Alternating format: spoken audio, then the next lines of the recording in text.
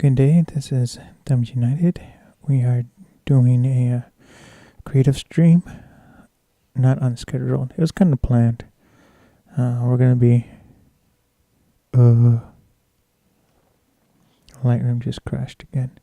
I don't know why it waits to the second I start the stream to do this.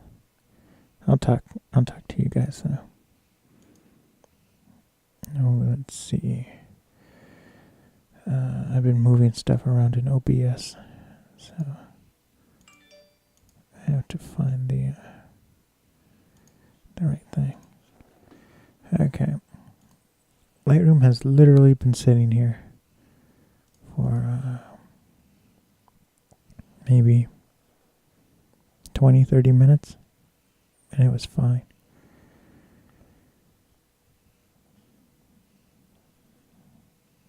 It's not responding,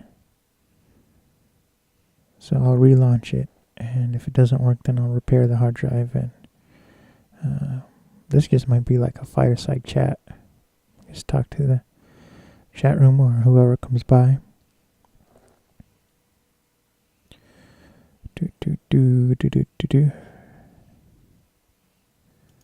I'm going to disable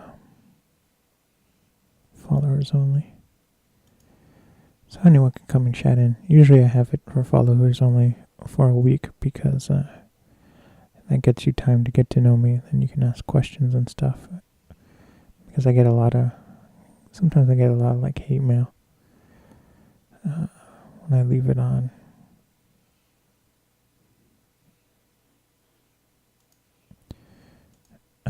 Non-followers only.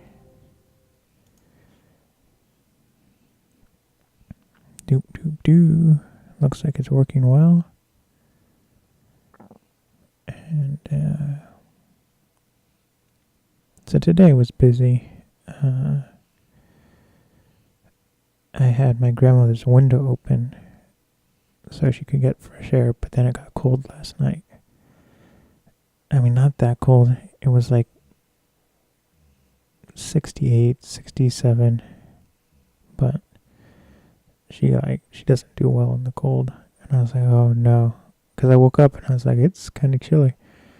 And then, especially since it's been like 80 and 90 in August, it's just September. September came and it got cold real fast. It became sweater weather. I mean, it's not that cold. It's going to get a lot colder in October and winter. And I'm used to the cold. I always hate how people in California, when winter comes around, they're like, oh, it's so cold. It's only 70. It's like, do you know how cold it gets in Michigan? Like, some days we're lucky if it gets to 20 degrees in the winter. But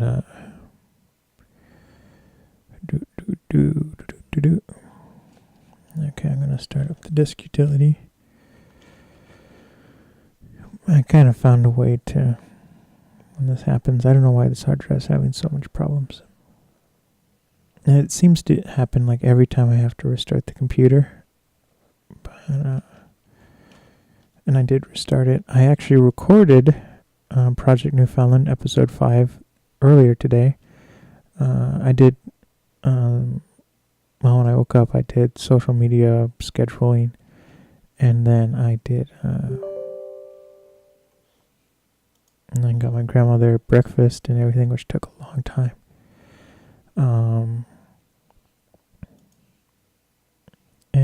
So then once I made her breakfast, she did a little bit of word search, and then she went to take a nap, and it was like perfect. So I ran to my office.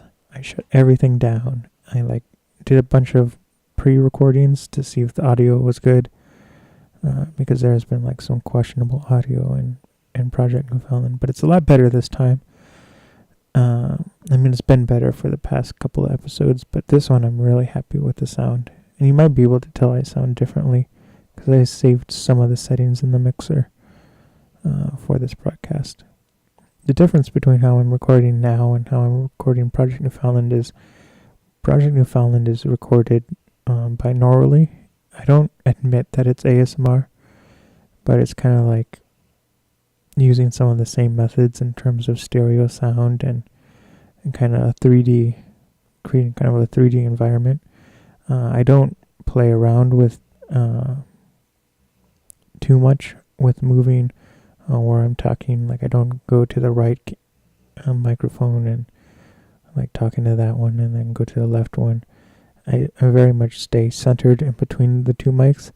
And so then you might be wondering, well, like, why even record binaurally?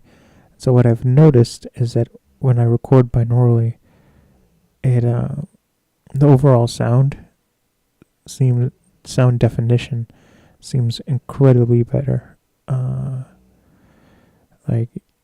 And there's kind of a downside is the microphones pick up like everything, and it's all more defined.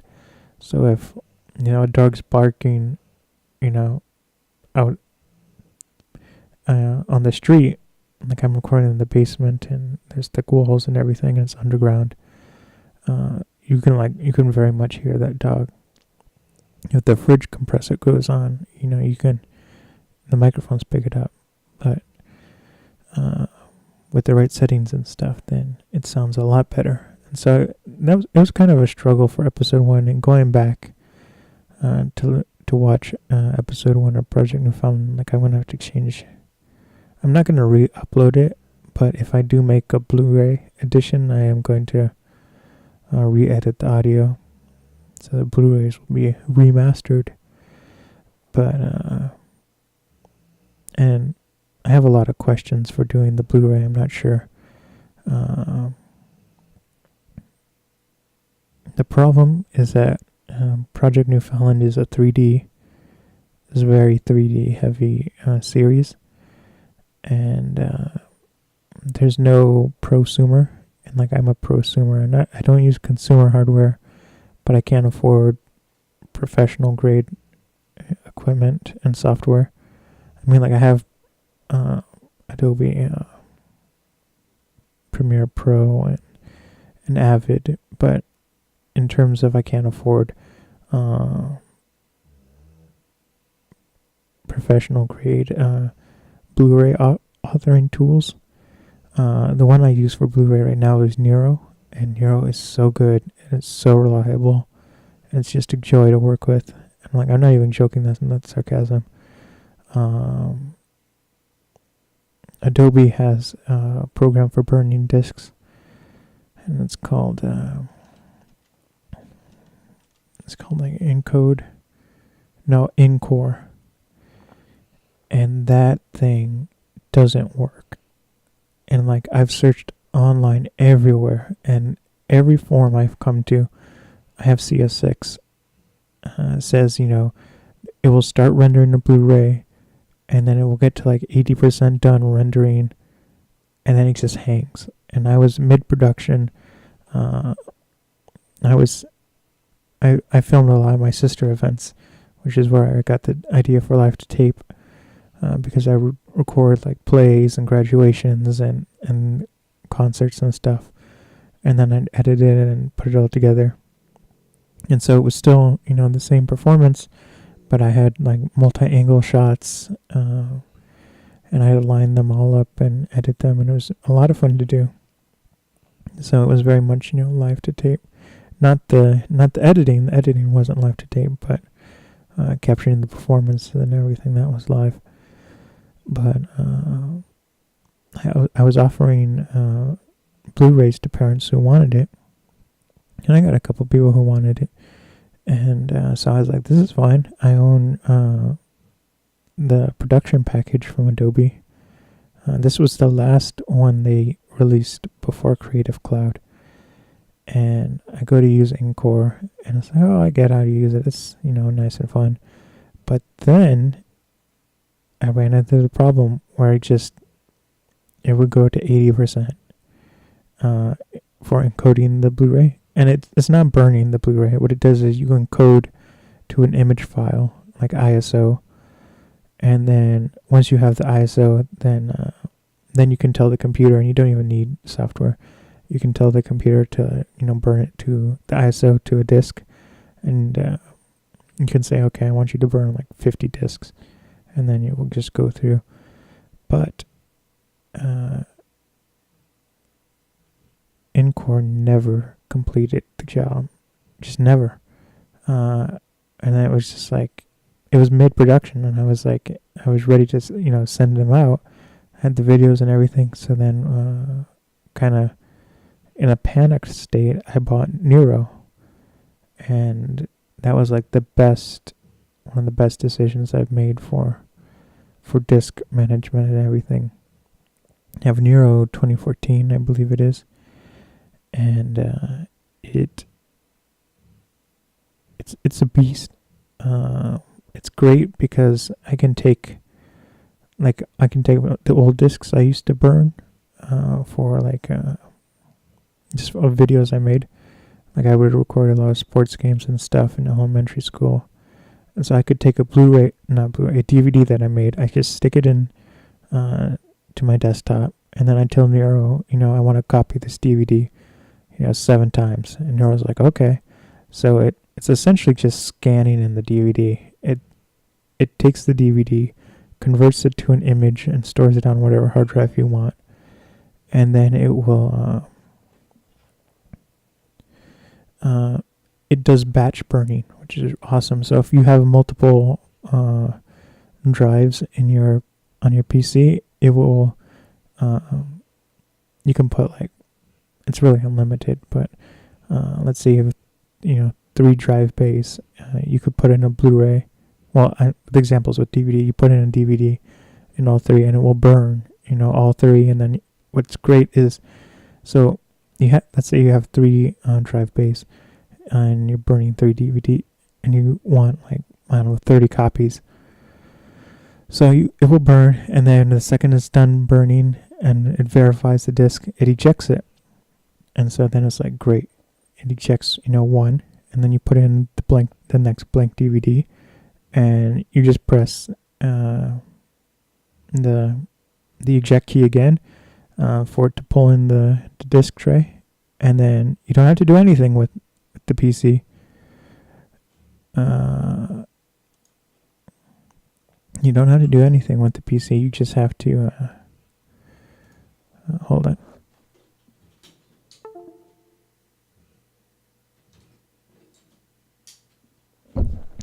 You don't have to do anything with the PC. You can just put the disc back in, and then oh my goodness, that was loud. You just put the disc back in, and that was really loud. Okay. So you just put the disc back in, and it will automatically start burning each disc, each drive bay. And so it's really great for doing multiple disc renders. And so now I don't even try Encore anymore. And the thing that sucked about Encore was the user interface was blah, but what was great was you could tie in your menus into Photoshop, and so you had Photoshop where you could design these intricate menus and everything, and it was fantastic. And then you put it into Encore, and then it knows how to load all the videos into the placeholder spots and everything. So that part was so cool. It just plain old didn't work, and all the forums were like, why are they shipping Encore in a state that doesn't work? And I don't know. I do not know. But Nero is great, and pretty soon I'm going to buy another copy of Nero for rendering 4K Blu-rays. But that's a long ways away. I have to get. I can technically do it with my Blu-ray burner now, but with 4K you really want the triple layer Blu-rays, and mine's only double layer. So with triple layer, you can burn Blu-rays that can hold 100 gigabytes, and 4K you need 100 gigabytes. 4K Blu-ray, the real minimum is 80 megabits per second, and then it goes up to 150 megabits. And So it's really high quality 4K. Streaming 4K is like meh. Like I stream 4K videos on YouTube and stuff, but I have an HD monitor, and so the computer automatically scales the 4K down to 1080p. And there is a difference. The compression looks a lot better when it's 4K scaled down to uh,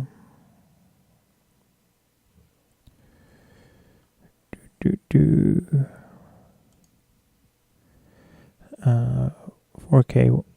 When it's scaled down, it looks a lot better, but it still is very highly compressed on if I'm looking on an actual 4K display. So that's like, so the 4K Blu-ray is like really high quality. But the whole point of the reason why I'm telling you this is Project Newfoundland, and like I'm still gonna be doing a lot of projects in 3D. But Project Newfoundland, the series is primarily in 3D, and so in order to burn a 3D Blu-ray, there's not a lot of software that can do it. There are some versions of Sony Vegas that can do it, but it's like the professional edition, and it's just like I can't. It's hard to justify buying a whole software suite just for the one Blu-ray feature. But and I'm not even sure it will work with the way I do 3D, if that makes sense. Because a lot of it is with proprietary codecs and stuff, and when I do my 3D, I use like all open source stuff, and I write my own programs to process it. But anyway, so the like official ways to burn a 3D Blu-ray, the software that you have to buy is like $10,000. I'm like, I can't afford that, you know. And even if I could, I wouldn't get it because I want to save my money for something else. So the other option is that I would send it out to a disc manufacturer, and then we go back and forth where I send them. I would do my designs and give it to them, and then they make the menu system and everything, and then they convert my full resolution 3D files into the proprietary codec for Blu-ray, and then they would like burn a disc, and a lot of times what happens is, even though like you order it, they want to be in charge of replication. So some of them won't even, give you one disc, even though that's kind of the service you want to pay for. Like they're like 4 movie houses. So, and big budget stuff. So a lot of times they don't want you to, self-distribute. But that's like an option, kind of.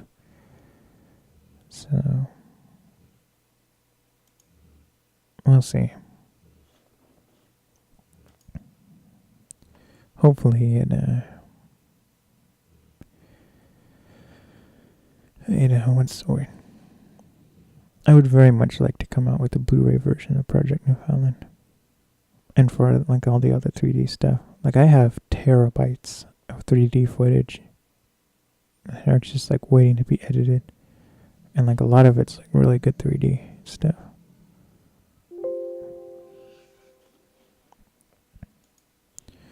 Okay, so we're done with the pre-chat. Hopefully this works. I repaired the hard drive. I hope we don't have to do this every time. It didn't do it yesterday. It seems to like to do it every other day.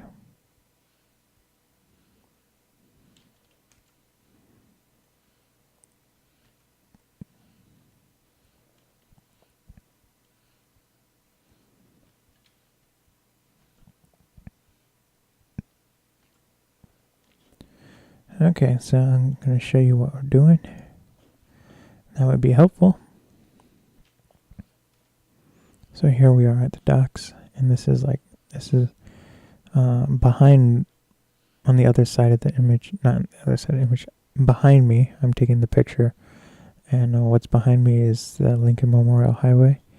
So they have like the docks, and this is Lake Michigan. It's not the ocean. So they were just like a large family of geese.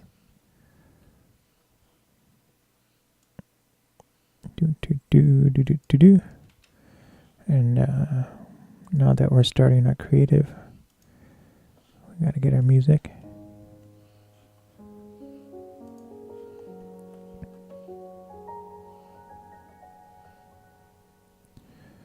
So let's see what I want to do. This image, to be honest, is like pretty good on its own. We were editing some difficult images yesterday. I was like having conniptions of that one image at night. I was like thinking about it. It's like right here. This image. I mean, I like it. I like looking at it now. I was getting really frustrated with editing that one. But because I guess I couldn't get it the exact way I wanted, but I'm happy with how it turned out. And I'm sorry for the alerts. I have a motion detector, several motion detectors set up, and that's how I kind of monitor my grandmother at night.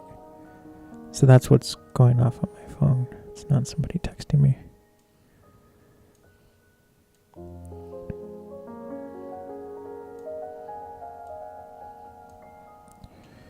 Okay, that was done. Nice and fast. And these images, they're 60 megapixels. And in terms of megabyte size, it's about 170 megabytes per image. And it's in a TIFF format, TIFF, or TIFF, or TIF. There's both the same. It's like when you have different forms of JPEG. Like you have capital J, PG, or JPEG. They're all JPEGs. And so TIFF, the TIFF files are either TIFF or TIF. But they're the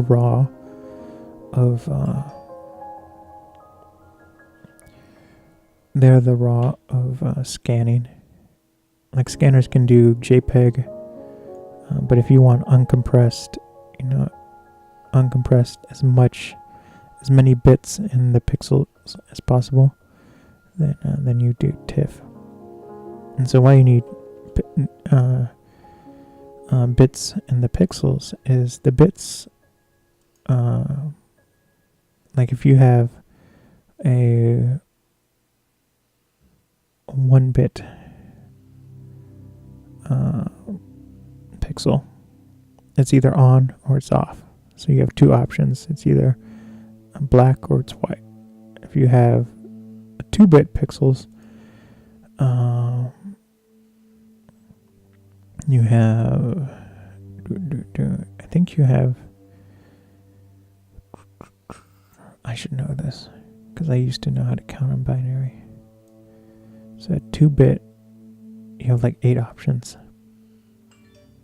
I think that's right. Yeah, because it's 2 to the power of 2.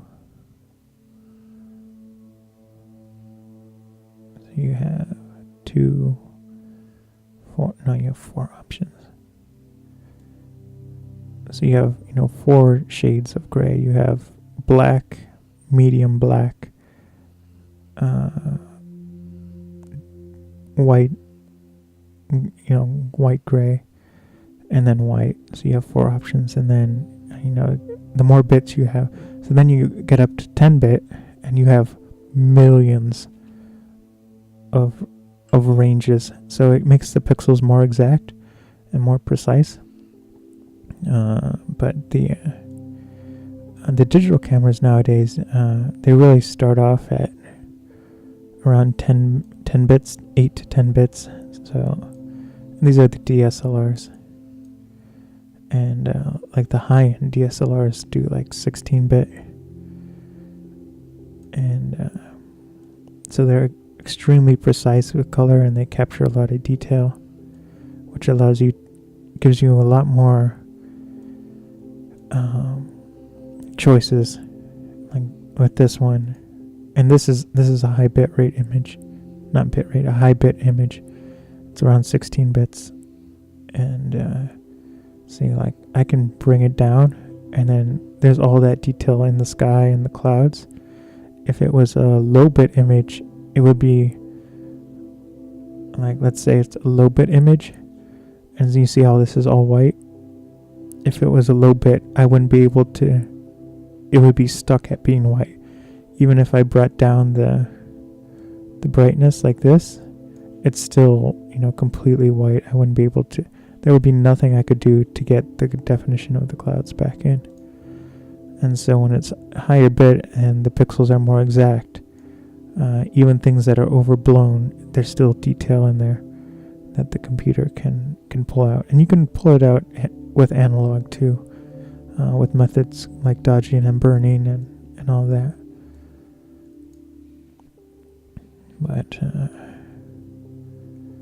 so I'm going to try to bring back the sky.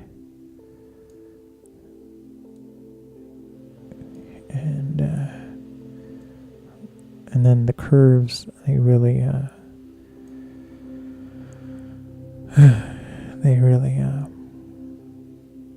affect the darkness. Well, I use them to affect the darkness more than anything else. I usually don't mess it with the brights.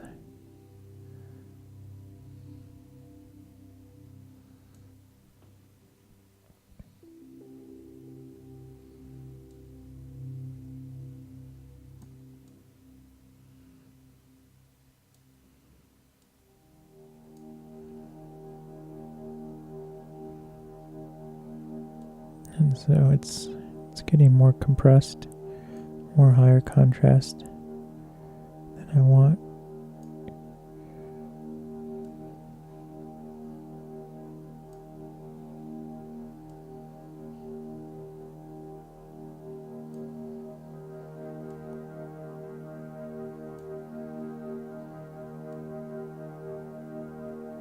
Like, I want to retain the huge range of film.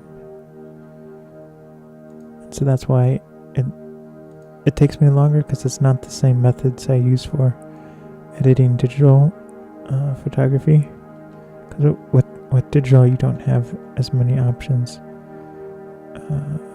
as with film in terms of choice you can do with changing.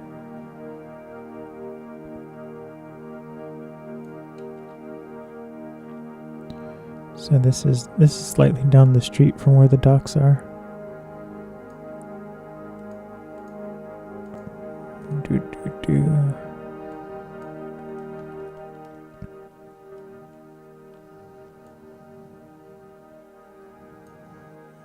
That's my dog behind me. She's tired. She had a busy day today.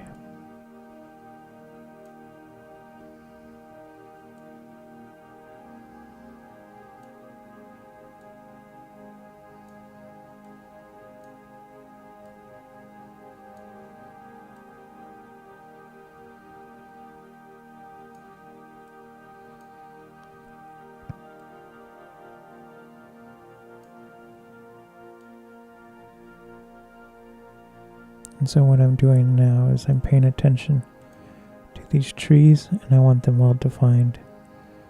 Like if I increased it this way, it all just goes to black, and then only the tips are well lit. I want as wide a range of grays, tints, tones, and shades.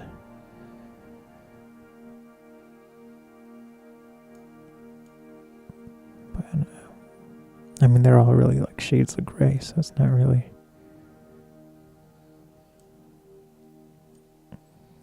It's not really. Usually, when you're talking about tints, tones, and shades, you're talking about color. So a tint, so like let's say you're working with red, the color red. A tint would be if you add, so you have a red paint. A tint would be you add the color white to red, so that will make it lighter and more pink. So that's a tint of red. And then I think the actual color red would be the tone, nothing added. And then a shade of red is you have the red paint, and then you add a spot of black paint to it.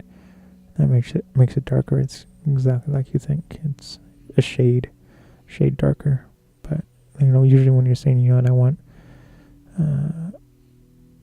a shade of red, that means, or I want you to bring it down. Make red a shade. That usually means you want it to be made darker. And then if you want to say, you want a tint of red, that means you want the red to be brighter.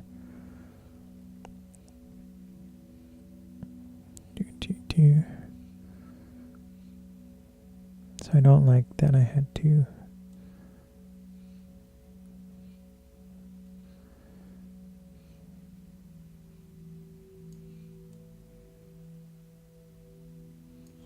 So let's look at these trees.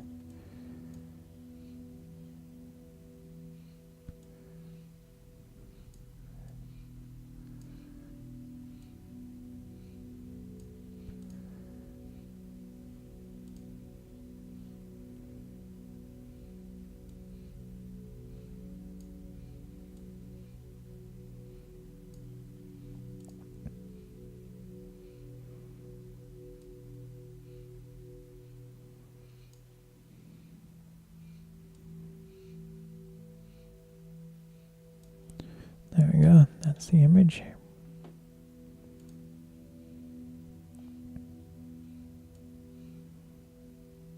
So I got another shipment of film. I got the first batch. It's 35mm film.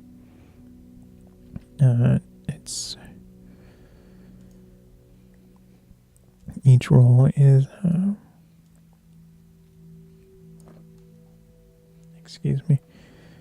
Each roll is 24 frames. Usually I get 36, but I spent like an hour and a half on Amazon, calculating which price per picture was the best for what I wanted to do. And I was going back and forth with Elcar film, Ilford film.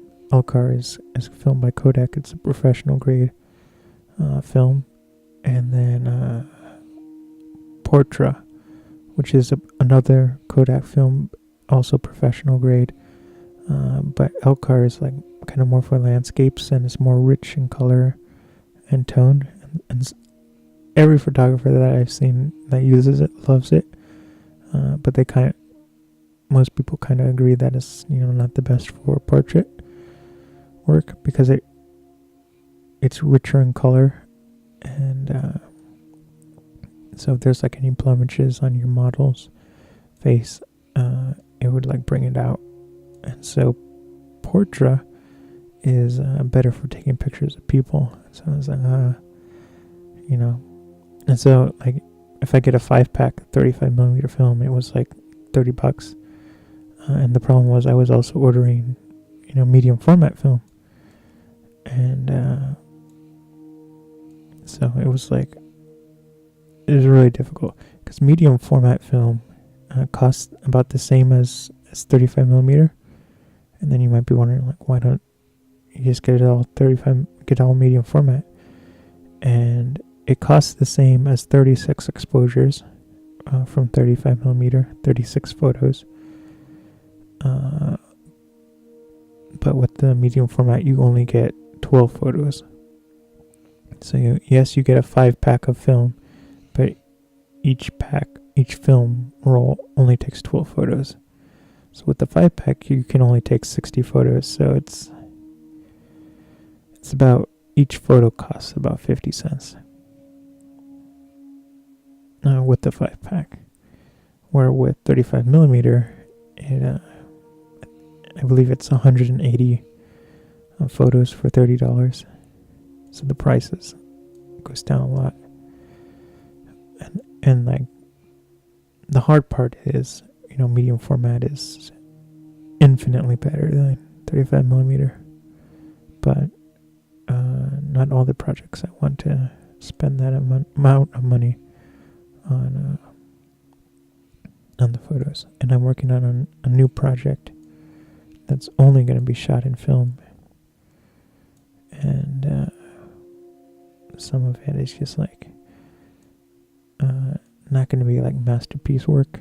I mean, they're all going to be masterpieces, but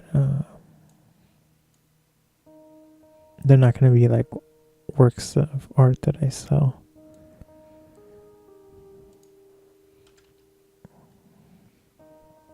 Okay, we're going to start over.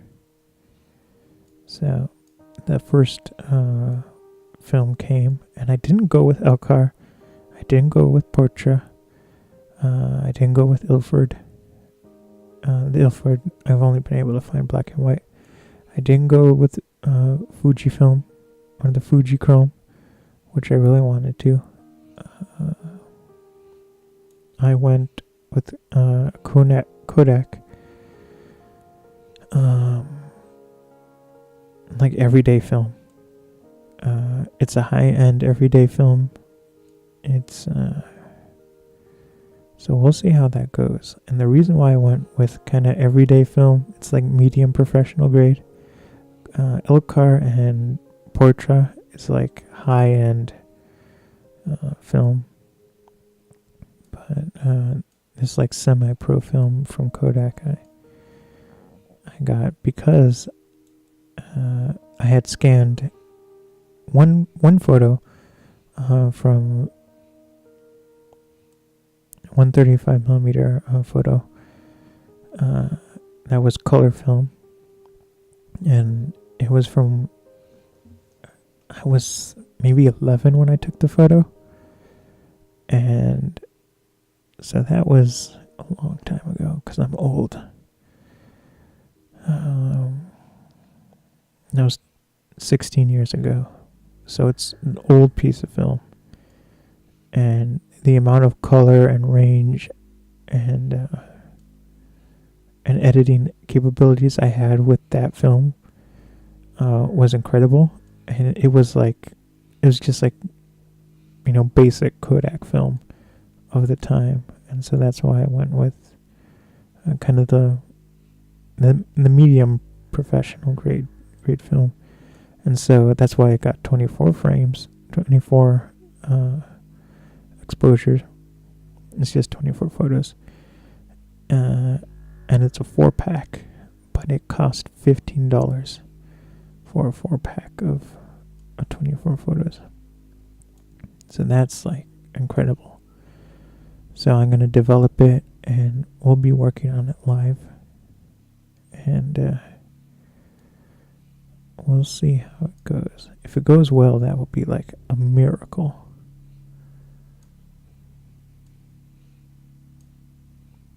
Because then I will be able to shoot so much more film at an affordable rate.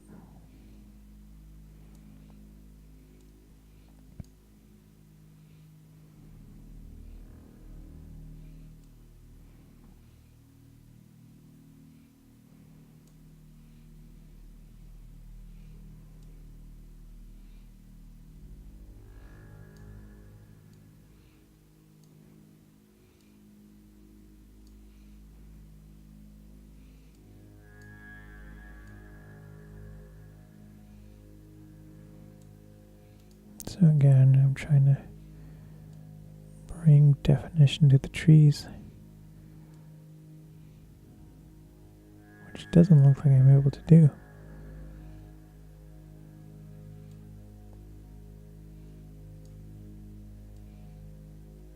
Oh, there we go. It was clipped the blacks a little too far.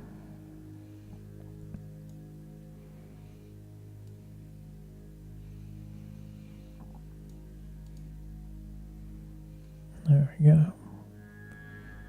Now the sand is like too bright.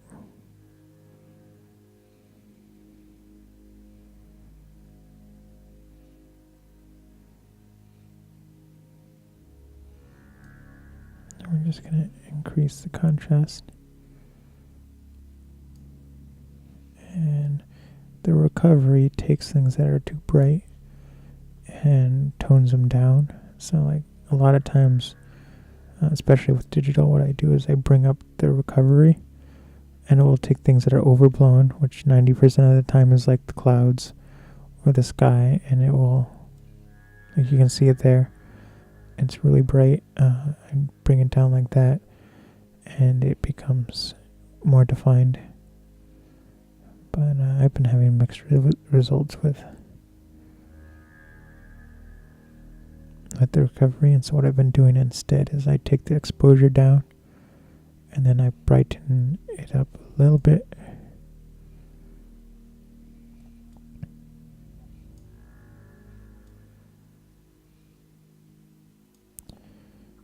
So, but again, the contrast is too high. I'm trying to maintain, the huge range that I have, because that's why you shoot with film.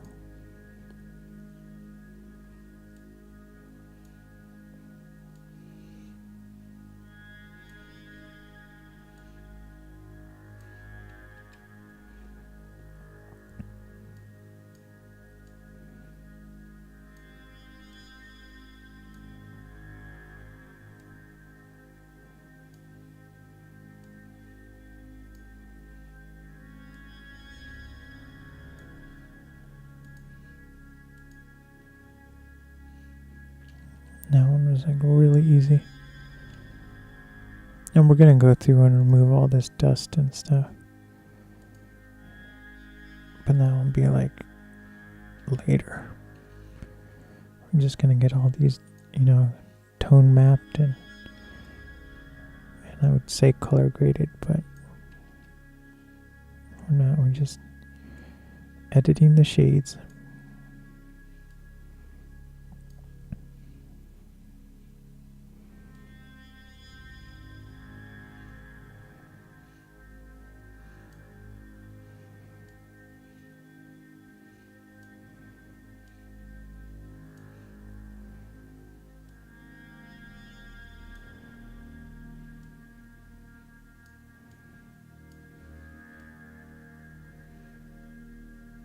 It's actually a sunset, so it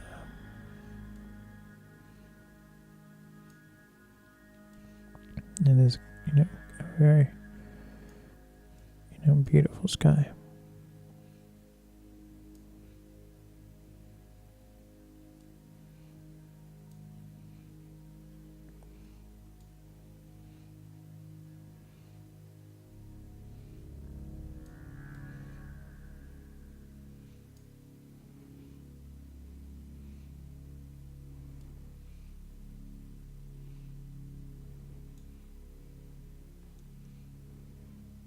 So this is kind of like a really HDR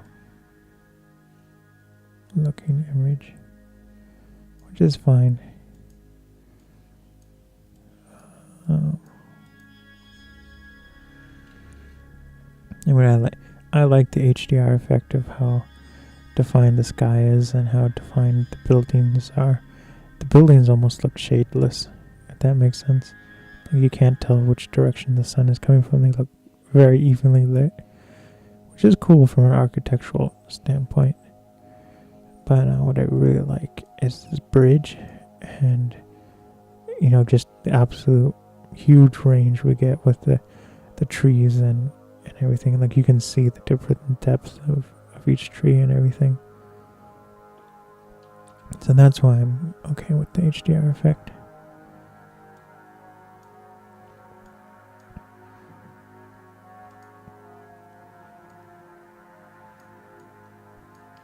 So I was kind of talking about what I did today. Recorded Project Newfoundland episode 5. The narration is edited. I have to re-render the photography. And the way editing with Project Newfoundland works is I animate the photography and everything first. And so then I know exactly how long the episode is. And then I render it out and export it. And then I test it out in 3D and in VR. And make sure all the 3D works and nothing causes a headache or anything. And then once that is done, and like it's all approved, usually I have to go through and re-edit some things. But once it's, approved, then I write the script, because I know the exact length of the episode. This episode is about 17 minutes long. And with the writing a script, you kind of know how long reading it is. With screenplays, it's about a minute. One page is about a minute of screen time. So if you write, a one-page script, you can pretty much get, a minute long film from that. But with narration, it's different because you're doing a straight read, and it's usually more monotone. So a minute in for narration is 150 words, and so it being 17 minutes, I needed something. I mean, you guys can do the math, you people, you folks, but I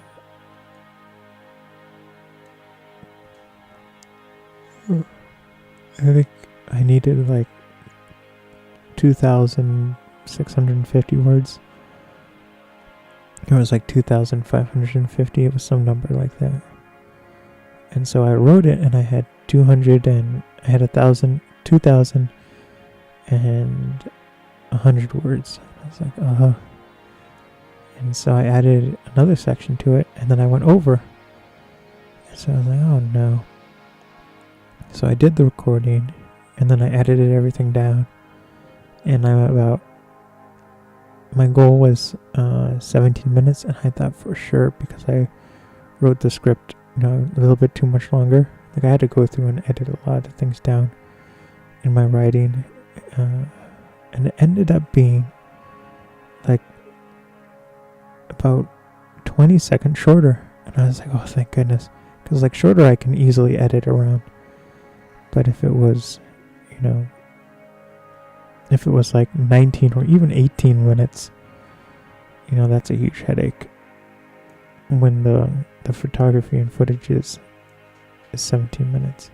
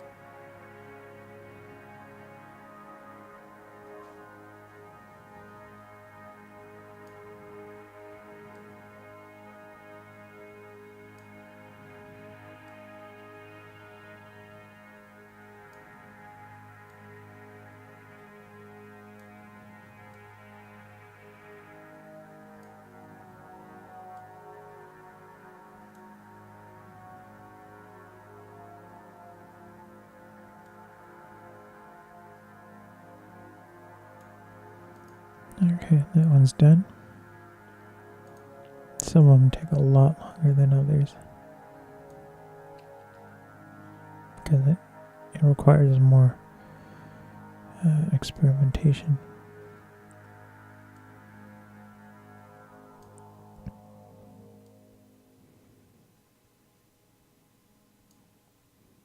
think this one is going to be very quick.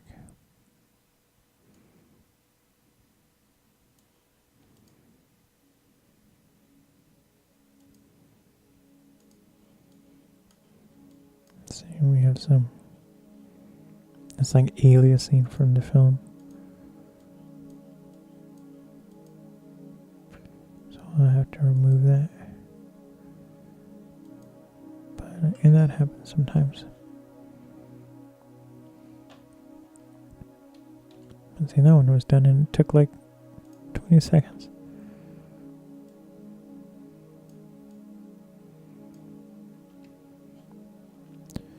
Do do do do do do do do.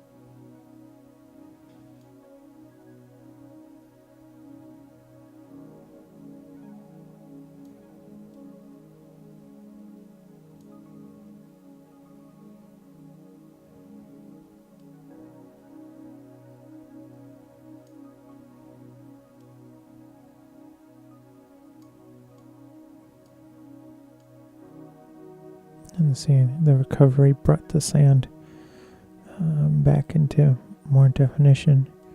This is what it looked like before, and it's kind of overblown a little bit. I guess there's a lot of white spots and everything, but then we increased the recovery, and it kind of brings more definition into what was, previously blown out and very bright, overexposed.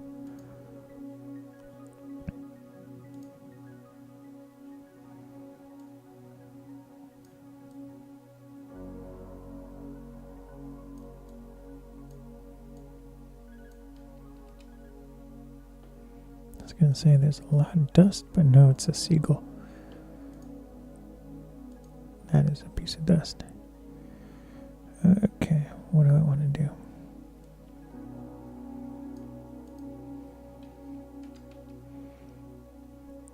I'm going to start off with the curves.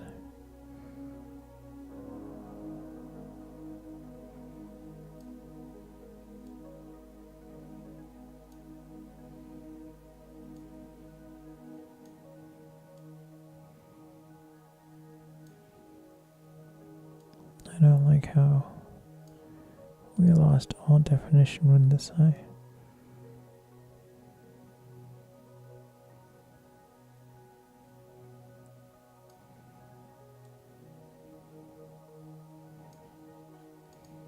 Now you can only see the side.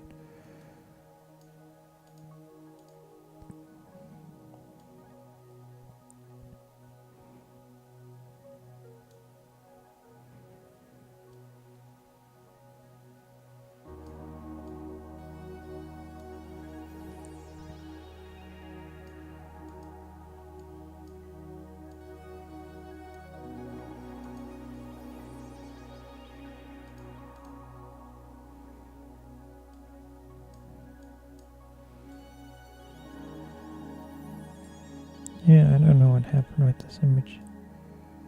It's like, I think what happened, like I was shooting on aperture priority, so I choose aperture, but the camera chooses the shutter speed. It looks like the camera was overcompensating for this sign, so that's why the image is so dark. Like I had to, this is like where it is normally, but I have to really brighten it up. So this is kind of like a mistake. I mean, the image is fine. And we'll be able to work around it.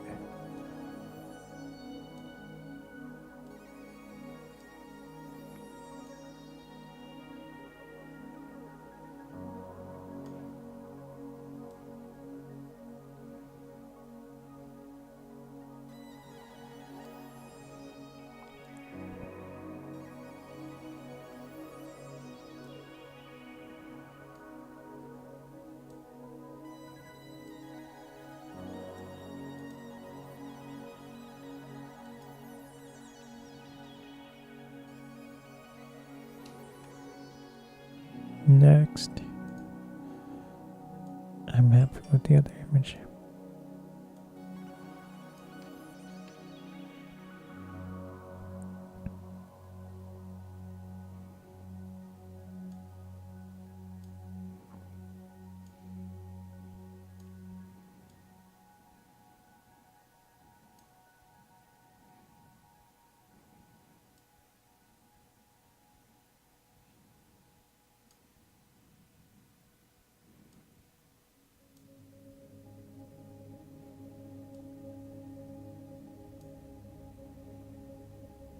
So what I'm doing, and this is an experiment, but I'm making the image really low contrast. So there's like all this definition in the trees and the lamppost everywhere. And then after we did all that work, we're going to get the contrast to where we want it.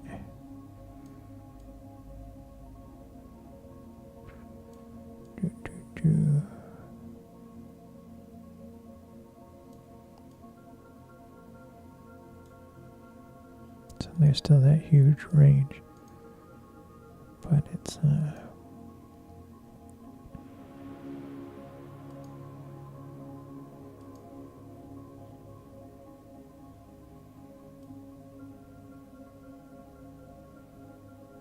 there we go.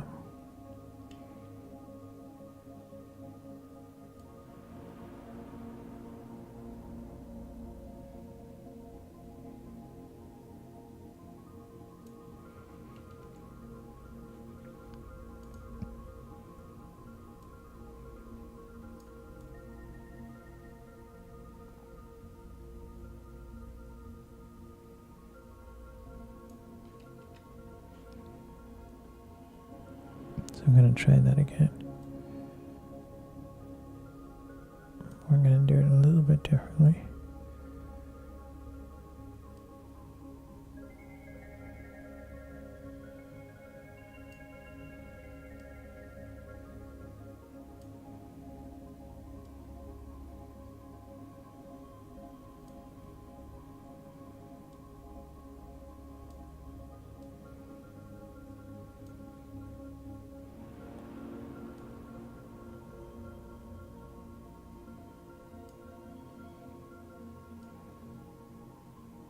Oh man, look at this. So here's the water. This is Lake Michigan. Like, we got all that detail just by doing that. Sometimes it has problems with edges, which is why I don't like using it. You can see it makes this outline. So we don't want to use it too much.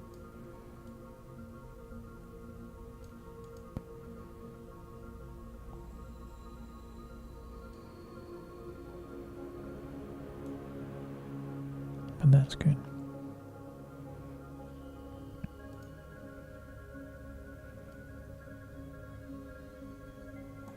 Dude, it's like 1 in the morning.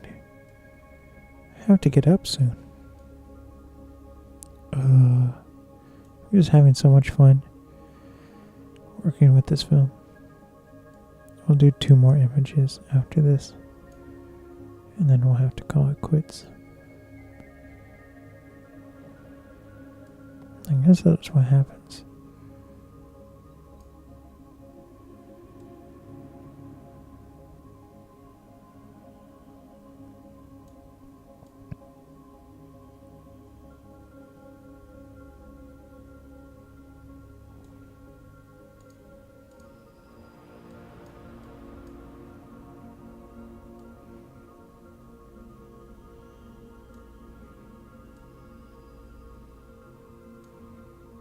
So we're just kind of working backwards and making it low contrast so that we can increase the contrast.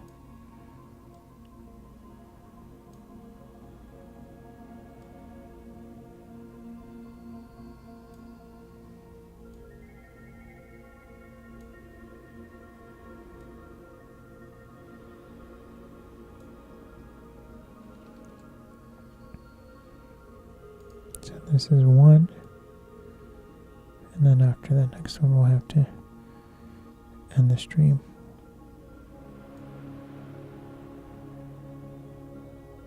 And then tomorrow is we're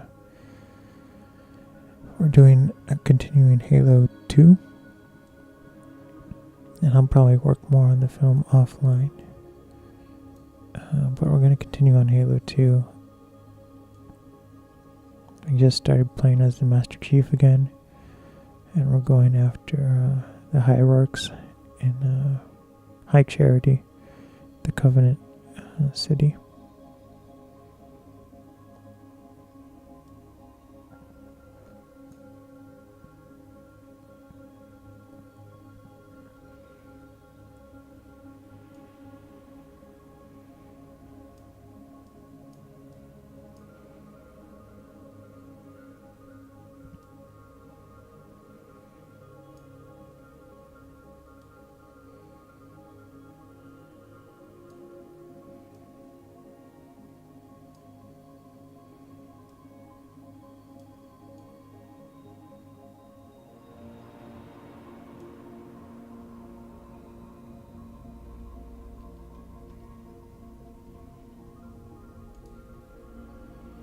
No dogs.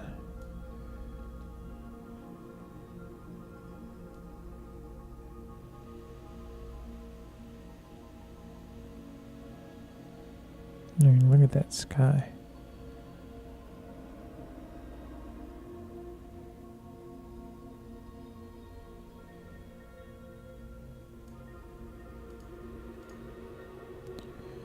Okay.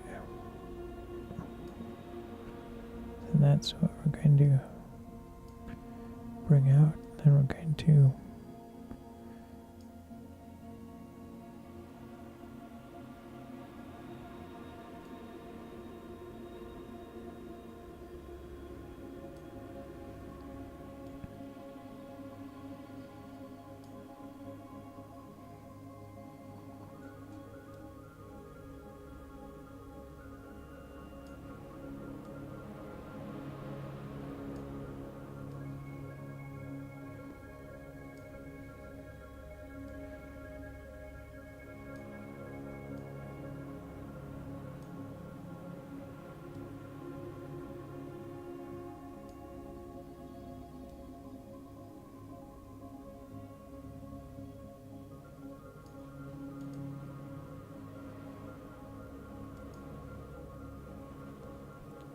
so that's like a really HDR image, high dynamic range.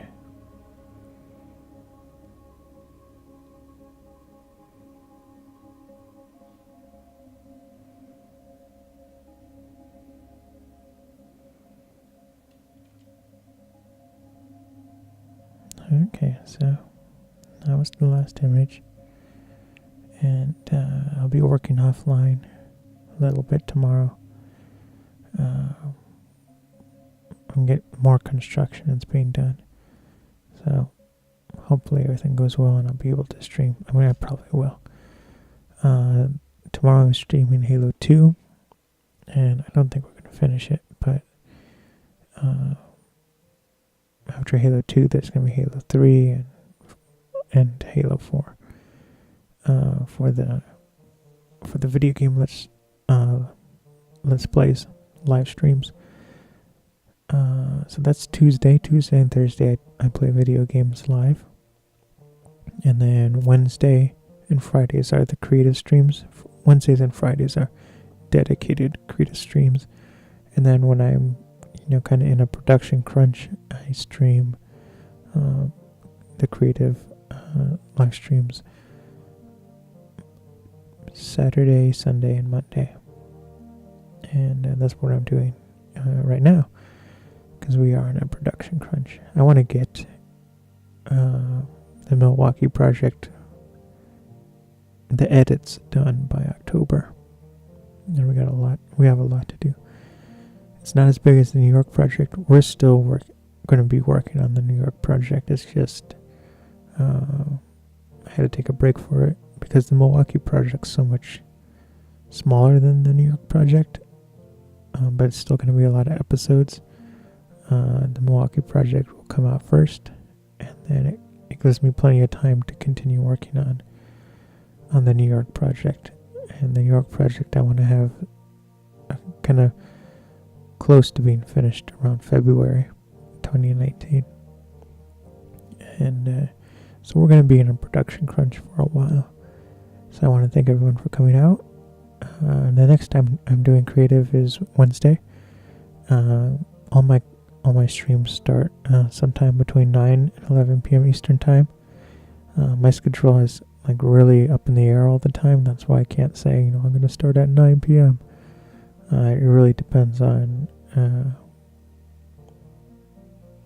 when I'm able to get everyone to settle down and either go to bed or work on their own projects.